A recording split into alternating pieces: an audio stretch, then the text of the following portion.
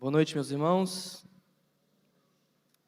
Quero convidá-lo então a abrir a palavra do Senhor no livro de Êxodo.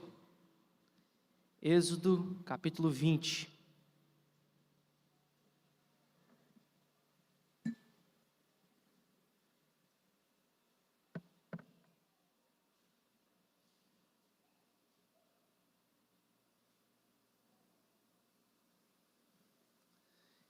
Êxodo, capítulo 20.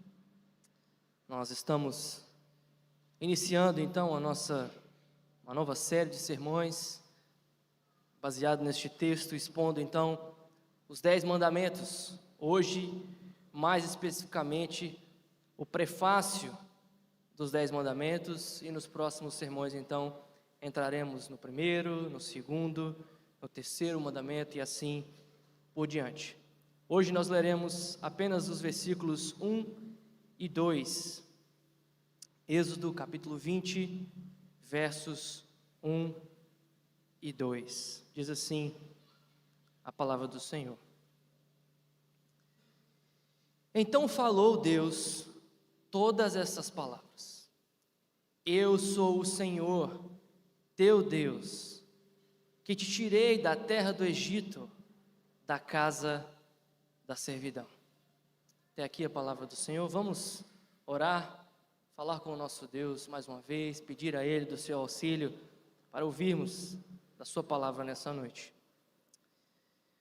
Senhor nosso Deus, nós sabemos que a tua palavra é tão poderosa, que ela consegue, ó Deus, penetrar, ó Deus, tão profundo no nosso coração, sondar o nosso ser e mostrar o nosso verdadeiro estado. Rogamos, ó Pai, que nessa noite, à medida que a tua palavra é pregada, que o próprio Cristo possa nos convencer das verdades do Senhor, que Ele possa nos confrontar, que Ele possa nos consolar. Nós rogamos, ó Pai, em nome de Jesus Cristo. Amém. Se você já leu muitos ou poucos livros, provavelmente você está familiarizado com uma partezinha que está lá no começo de cada livro, chamada prefácio. Todo livro tem um prefácio. E o que significa isso? O que é um prefácio?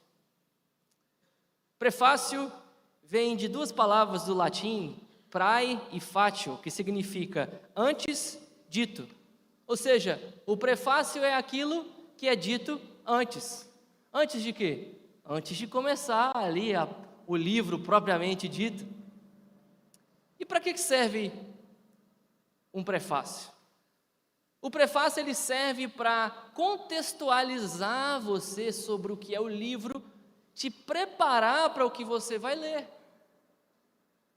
Um prefácio também, ele tem como objetivo despertar interesse no leitor. Um bom prefácio é aquele que nós lemos e a gente fala assim: eu preciso ler esse livro. Eu preciso saber mais detalhes sobre essas coisas que eu vi aqui no prefácio. De tal forma que um bom prefácio, ele precisa ser esclarecedor e ele precisa ser interessante. Queridos, os 10 mandamentos também têm um prefácio. Aquilo que é dito antes dos 10 mandamentos, que foram os dois versículos que nós lemos. Se você ainda não conhecia, estão apresentados. Este é o prefácio dos 10 mandamentos. E nós vamos ver que ele certamente nos dá o contexto para os 10 mandamentos. E ele também é bem interessante e vai despertar o nosso interesse para saber mais sobre os mandamentos de Deus. Queridos, o prefácio dos 10 mandamentos nos ensina o seguinte: Deus soberanamente chama o seu povo redimido à obediência. Mais uma vez, para a gente gravar. Deus soberanamente chama seu povo redimido à obediência. E em primeiro lugar, para que nós entendamos o que é isso de que Deus nos chama soberanamente, Ele nos chama esse povo redimido à obediência. Para que a gente entenda isso, em primeiro lugar, nós precisamos entender que este prefácio nos ensina que Deus é soberano e Ele pode exigir de nós obediência. Deus é soberano e Ele pode exigir de nós obediência. Logo no versículo 2, então, o Senhor se apresenta, como que dizendo: olha, eu vou apresentar para você quem é que vai falar sobre esses mandamentos. Ele diz assim: eu sou o Senhor. Você percebeu aí que na sua Bíblia Senhor está com letra maiúscula? Às vezes na nossa Bíblia Senhor está com letra minúscula, que é uma outra palavra. Mas quando Senhor está com letra maiúscula, é a tradução que nós colocamos para o que alguns dizem como Yahvé, outros dizem Jeová. E o que essa palavra significa? Em resumo, essa palavra significa Ele é. Deus aqui revela o seu nome e o nome dele significa Ele é. E o que isso quer dizer? Quer dizer, queridos, que Ele não veio a existir, que Ele simplesmente é. Ele não tem começo, Ele não tem fim, Ele é. Uma vez um tio meu fez uma brincadeira comigo, chegou para mim e falou assim: eu não acredito que Deus existe. Eu falei: uai, de onde você está? Que conversa é essa, né?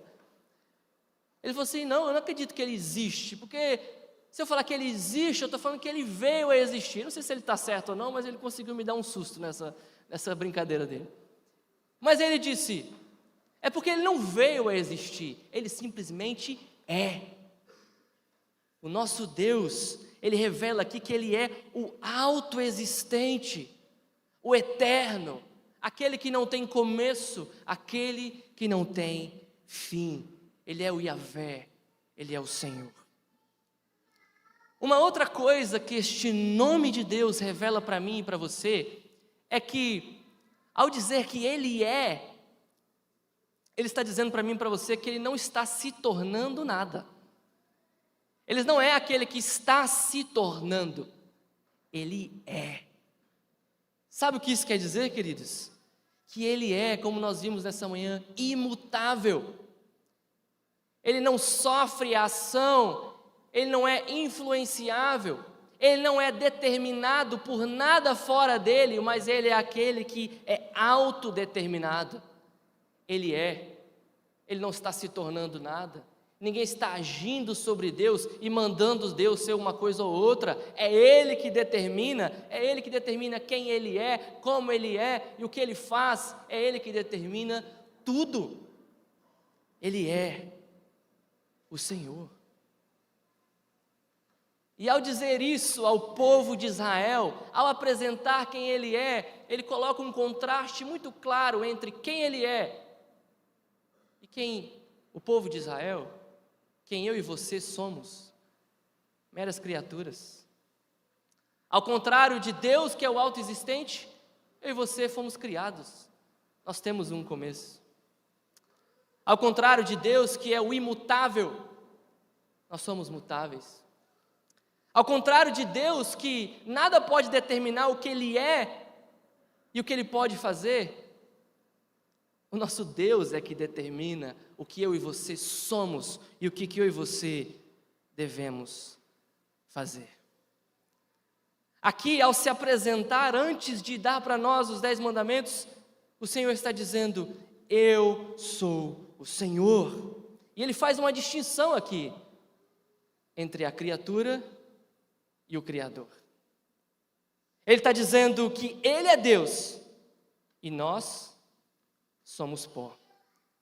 Ele está dizendo que Ele é Senhor e nós somos servos. Ele está dizendo que Ele governa e nós obedecemos. Afinal, quem é que poderia estar acima dele? Quem é que poderia ordenar algo ou governar sobre o autoexistente, aquele que não tem começo e não tem fim? Quem é que poderia dar ordens àquele que é o que se autodetermina, aquele que simplesmente é? Queridos, o nome de Deus revela para mim e para você que Ele é o governante supremo, que Ele tem autoridade sobre tudo e sobre todos, que Ele é o soberano. Ao revelar o seu nome aqui, o Senhor revela para o povo de Israel e para mim e para você, Ele é o soberano. Ele é aquele que tem toda a autoridade. Ele é aquele que governa sobre tudo e sobre todos e pode dizer sim para mim e para você como que a gente tem que viver. Ele pode dizer as regras do universo. Tudo pertence a Ele. Foi Ele quem criou todas as coisas, tudo pertence a Ele. É Ele quem sustenta todas as coisas. Ele pode ditar as regras. Não é assim tantas vezes dentro das nossas casas? O pai que criou o menino, que sustenta o menino, ele pode dizer para o filho: não, meu filho, aqui em casa nós dormimos 8 da noite, você vai dormir 8 da noite, essa é a regra do papai, e pronto. Eu que te crio, eu que te sustento, aqui dentro as regras são as minhas, não é verdade? Ou às vezes a gente fala assim: quando você casar, quando você tiver seus filhos, aí você faz suas regras lá na sua casa. Você já ouviu essa, né, Vitor? Quando você faz suas regras lá na sua casa. Aqui nessa casa, eu faço as regras. Não é assim? É isso que Deus está dizendo para o povo de Israel. Olha, aqui neste mundo que eu criei, que eu sustento, eu faço as regras. Eu que digo como é que se tem que viver. Nós vemos aquela frase tão conhecida, né? Meu corpo, minhas regras. Tem um problema nessa frase. Porque o corpo e qualquer criatura pertence a Deus. Então é corpo dele, regras dele. É o universo dele, regras dele. Ele tem autoridade para requerer de nós obediência aos 10 mandamentos. Não só dos crentes, queridos. Ele não é o soberano sobre a igreja simplesmente. Aqui ele está dizendo que ele é o soberano sobre tudo e sobre todos. Ele é o governante, é ele que manda, foi ele que criou, é ele que sustenta. Ele pode dizer o que ele vai dizer. É por isso que logo no prefácio, então, o Senhor coloca aqui, e Ele dá uma carteirada em mim e você, e fala assim: olha, eu tenho autoridade para dizer o que eu vou dizer, e é melhor você obedecer, porque eu tenho autoridade para punir também. Muitas vezes, nomes, sobrenomes e nomes de família revelam algo sobre os seus integrantes. Se você é da família tal, eu sou da família fulano de tal. Aí a gente já fala: fulano deve ser mais calmo, que aquela família ali é bem calma. Ou então, se é uma família mais agitada, que a gente fala aquele nome e fala: fulano deve ser um pouco mais irritado, ou mais reservado, ou mais comunicativo. O fato é que os nossos nomes de família tantas vezes revelam algo sobre nós. Da mesma maneira, queridos, o nome de Deus revela quem Ele é. E ao revelar aqui que Ele é o Senhor, o Yahvé, o Ele é, o autoexistente, o Todo-Poderoso, aquele que não tem início e não tem fim, aquele que é autodeterminado, aquele que determina todas as coisas, Ele está dizendo que Ele é o soberano e Ele pode requerer de mim e de você obediência. Percebe, queridos, por que tem esse prefácio? Porque talvez a gente poderia ler essas ordens e falar assim: não, mas Quem é que esse pessoal está pensando para me dar essas ordens aqui? O que o pastor está achando que é para falar essas coisas? O que a igreja está achando que é para botar essas regras? E aí Deus já coloca bem antes para dizer, queridos, essas regras são deles, do soberano, daquele que te criou, daquele que te sustenta, daquele que é o Todo-Poderoso, e Ele pode sim dar essas regras. Mas, queridos, o que Ele requer de nós, como nós vimos nessa manhã, na nossa escola dominical, é um padrão que eu e você não conseguimos atingir. Logo no primeiro mandamento, no versículo 3, ele diz: não terás outros deuses diante de mim. Já era, a gente já se perdeu no primeiro. Calvino dizia que o nosso coração é uma fábrica de ídolos. Não é que a gente faz um ídolo de vez em quando. Nosso coração é uma fábrica de ídolos. Portanto, queridos, diferentemente de Adão antes da queda, que poderia não ter pecado, nós, eu e você, homens e mulheres manchados pelo pecado, é impossível para nós obedecer essas leis por completo, obedecer elas de forma perfeita. Então, como é que a gente faz? Existe um Deus soberano, um Deus todo-poderoso, que pode dar essas regras. E Ele não só pode dar essas regras, mas Ele pode punir quem desobedecer essas regras. E tem mais, eu e você não conseguimos cumprir essas regras no padrão que Ele quer. Mas, queridos, este texto nos apresenta uma boa notícia. Que esse soberano, Ele é um soberano gracioso. Poder, ter autoridade, é uma coisa que quando está na mão dos bons, é uma coisa boa, não é verdade? Aqueles que usam do poder e autoridade para fazer coisas boas, é bom que eles tenham poder e autoridade. E o contrário também é verdadeiro, né? É muito ruim, e nós vimos ao longo da história quantos. É muito ruim quando a autoridade e o poder cai na mão daqueles que são maus. Mas, queridos, eu quero te mostrar a partir destes versículos que o poder está em boas mãos, que a soberania está em boas mãos. Isso nos leva ao nosso segundo ponto dessa noite, que é que Deus soberanamente nos redime para a obediência. Deus soberanamente nos redime para a obediência. Veja novamente o versículo 2, diz assim: eu sou o Senhor, teu Deus, que te tirei da terra do Egito, da casa da servidão. Aqui nós já estamos no capítulo 20 de Êxodo. Se você ler os capítulos anteriores, você vai ver de que história que ele está falando. O povo de Israel era escravo no Egito. Eles viviam para obedecer Faraó. Eles eram oprimidos, eles eram maltratados, eles eram perseguidos. Lá em Êxodo 3, versículo 7, olha só o estado de Israel, ele diz assim: disse ainda o Senhor, certamente vi a aflição do meu povo que está no Egito, e ouvi o seu clamor por causa dos seus exatores.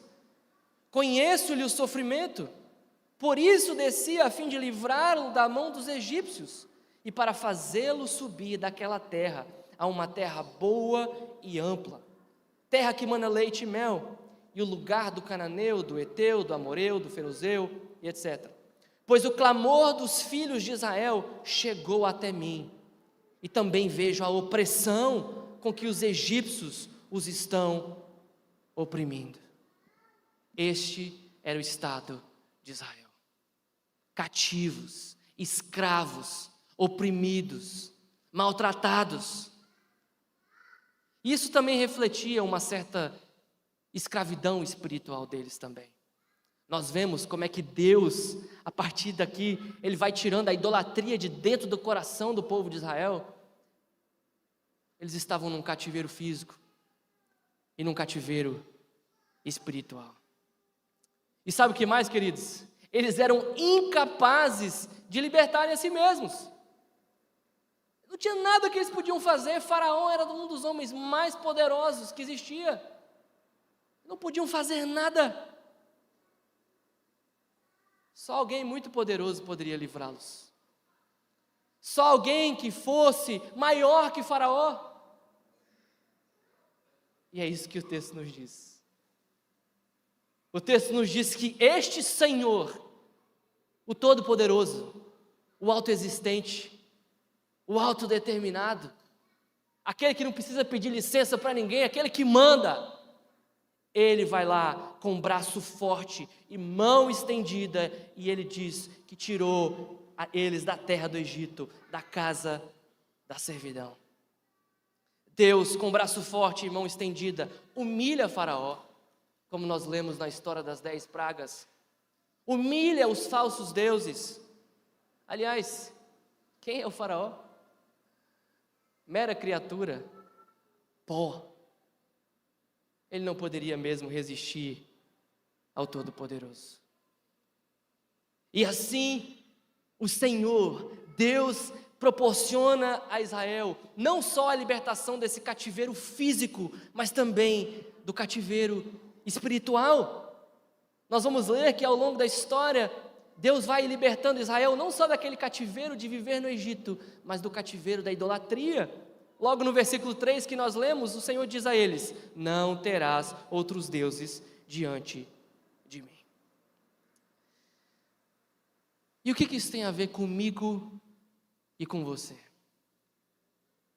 Queridos, a redenção de Israel aponta para a redenção que Deus, em Cristo Jesus, conquistou para o seu povo.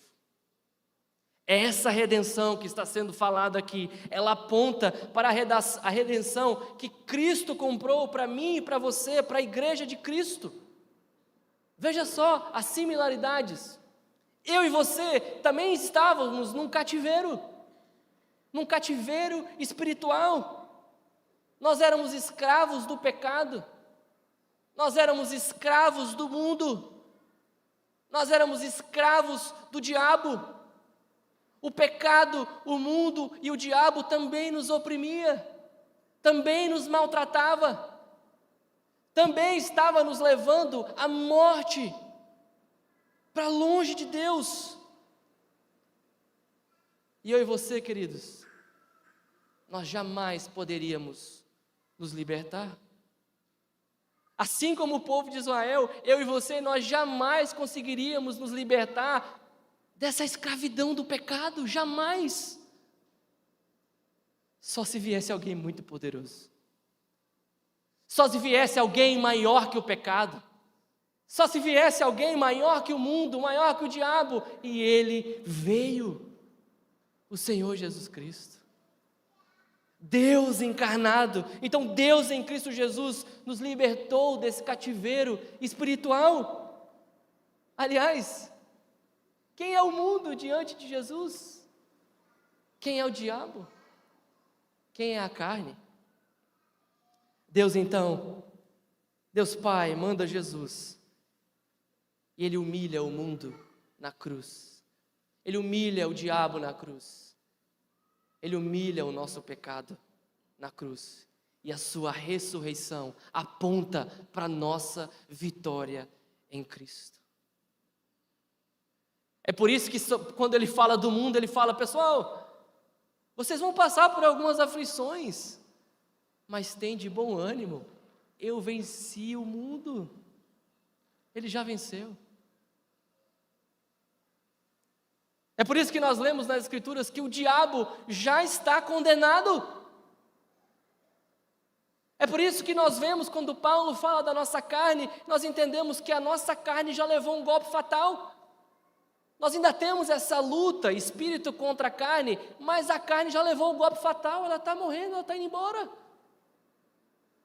E no dia da nossa glorificação, nós seremos libertos da carne, dessa tendência, desse desejo pecaminoso e do pecado para todo sempre. Queridos, a libertação de Israel aponta para a minha e para a sua libertação. Aponta para o fato de que todo o que crê em Cristo, como seu Senhor, como seu Salvador, é liberto do cativeiro espiritual. É redimido por Cristo, é resgatado por Cristo. Aquele que está agora em Cristo, ele pertence a Cristo. É o que diz o versículo: eu sou o Senhor teu Deus.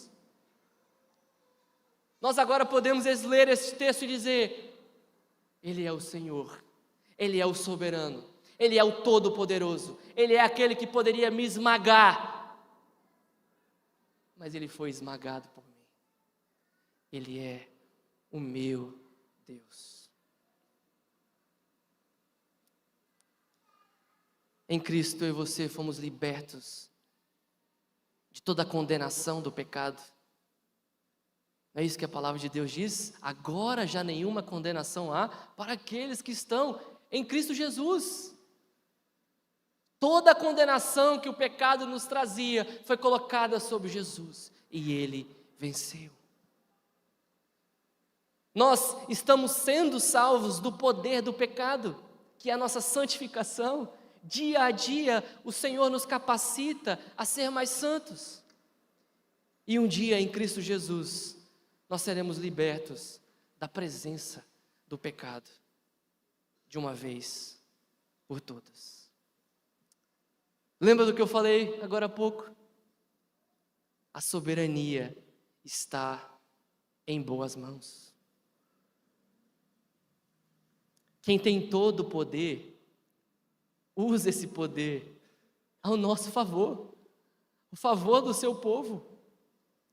Ao contrário de tantos poderosos que nós vimos na história, que usaram do seu poder para maltratar os outros, que usaram do seu poder simplesmente em benefício próprio, este soberano usa o seu poder, usa a sua força, usa a sua glória para nos salvar. Como foi dito, Ele é aquele que poderia esmagar a gente. Ele é o Todo-Poderoso. Ele é o Santo. Nós vimos que Ele pode sim dar essas regras. E Ele pode sim punir, porque a gente não cumpre essas regras. É o que o salmista diz no Salmo 51, ele fala: de maneiras que tu serás justo no seu julgar e puro no teu falar. Qualquer coisa que o Senhor fizer comigo está certo. Mas aquele que poderia nos esmagar, Ele toma sobre si a nossa culpa. Aquele que poderia nos esmagar, Ele é esmagado pelo nosso pecado. Como Isaías nos diz, pelas suas feridas nós somos sarados. O castigo que nos traz a paz estava sobre Ele. A soberania está em boas mãos, queridos. O nosso Deus, soberanamente, nos redime e nos salva.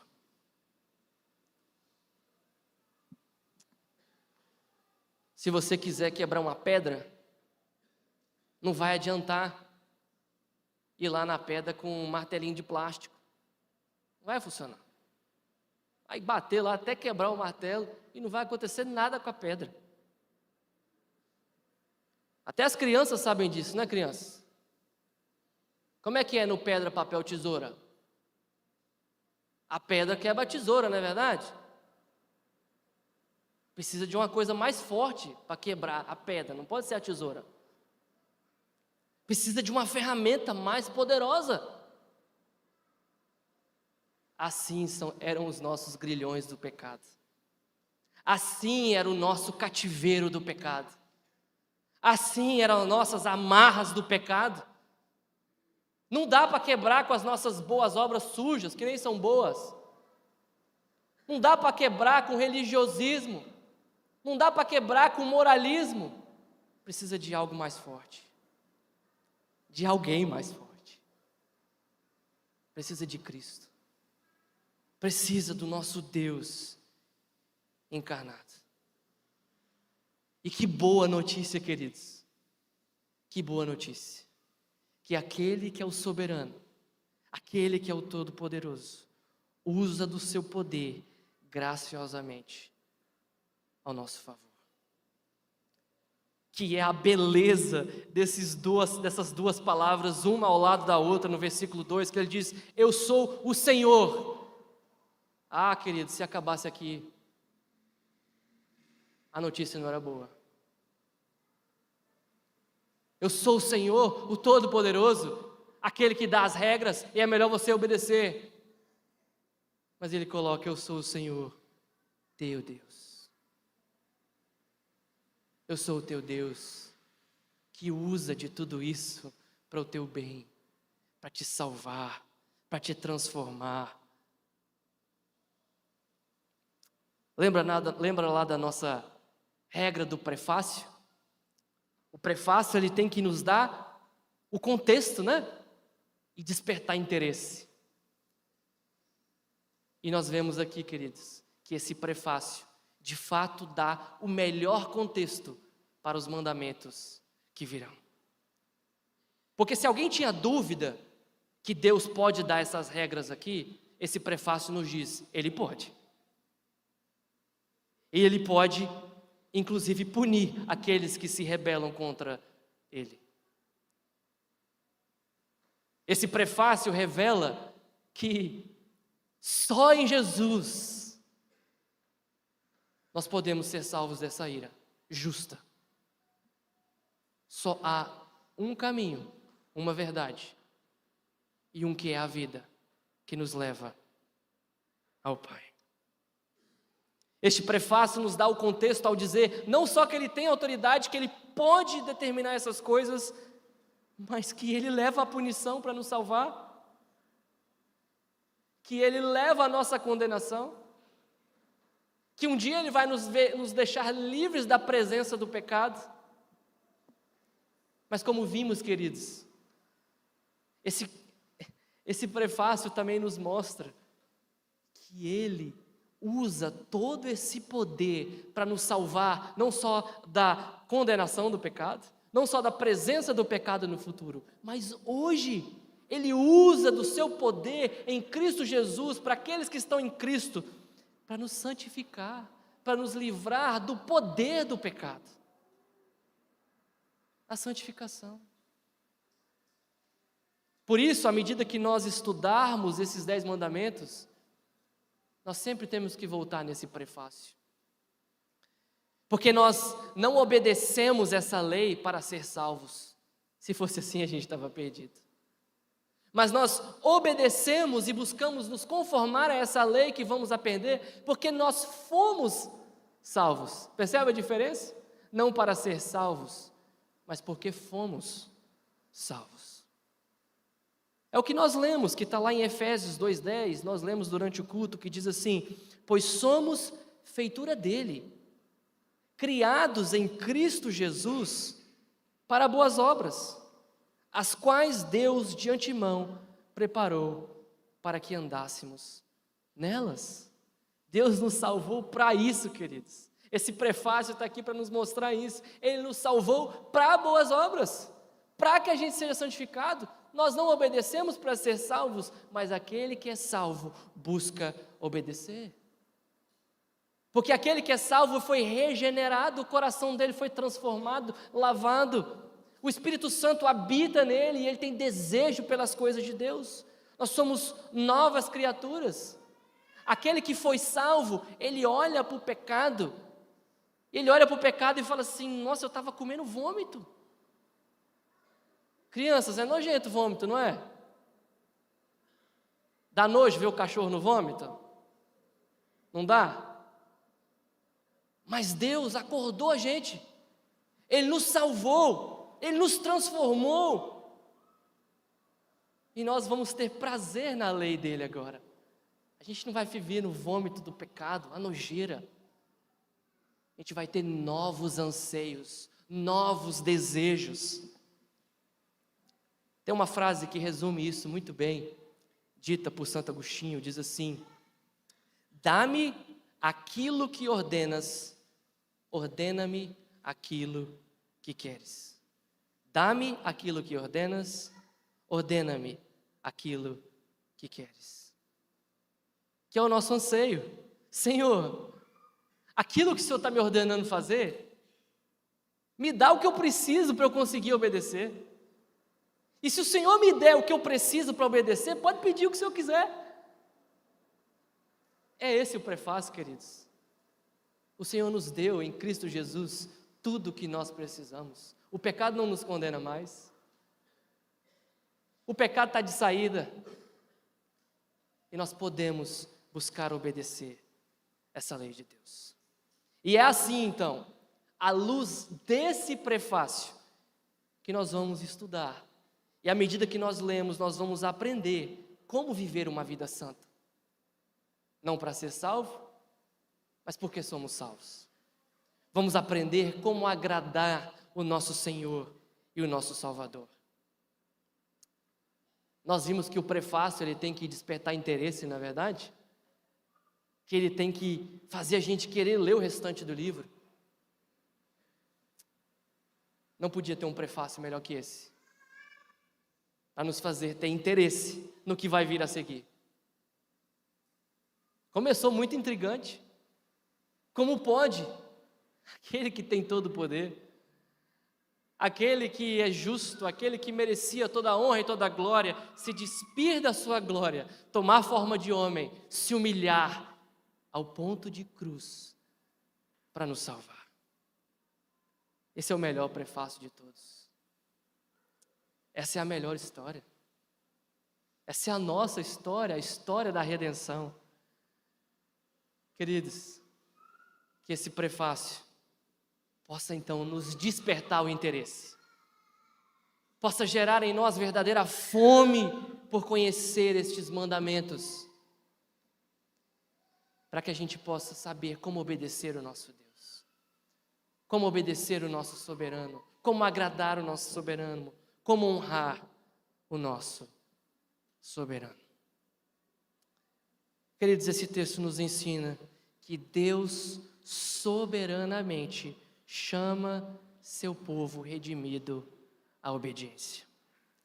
Ele é soberano e pode exigir de nós obediência.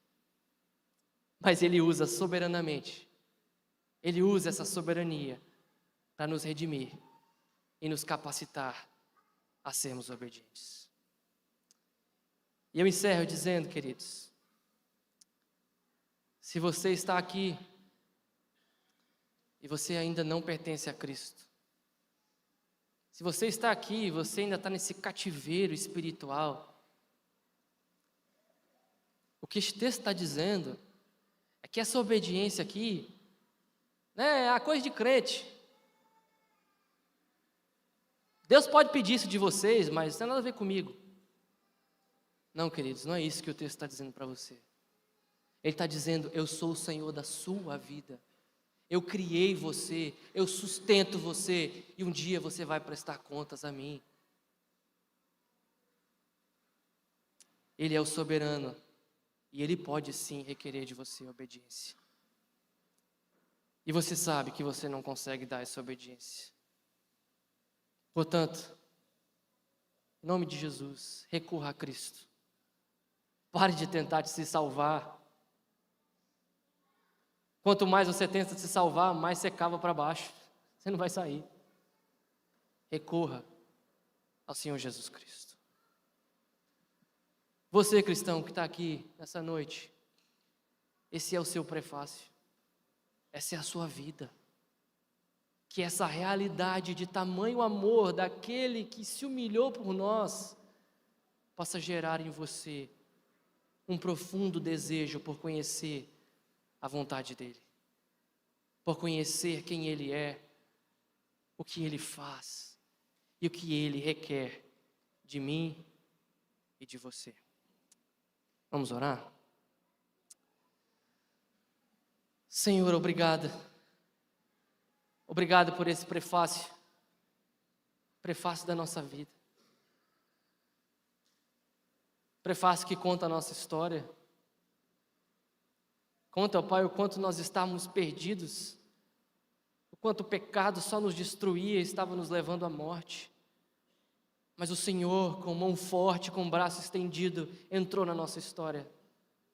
O Senhor nos salvou.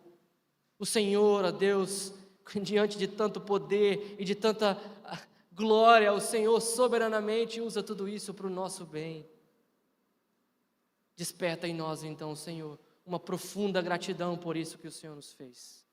Desperta em nós um desejo por obedecer e amar a Ti. E se alguém, porventura, aqui nessa noite, ainda está vivendo simplesmente a parte que o Senhor pode requerer e punir, possa buscar socorro em Cristo.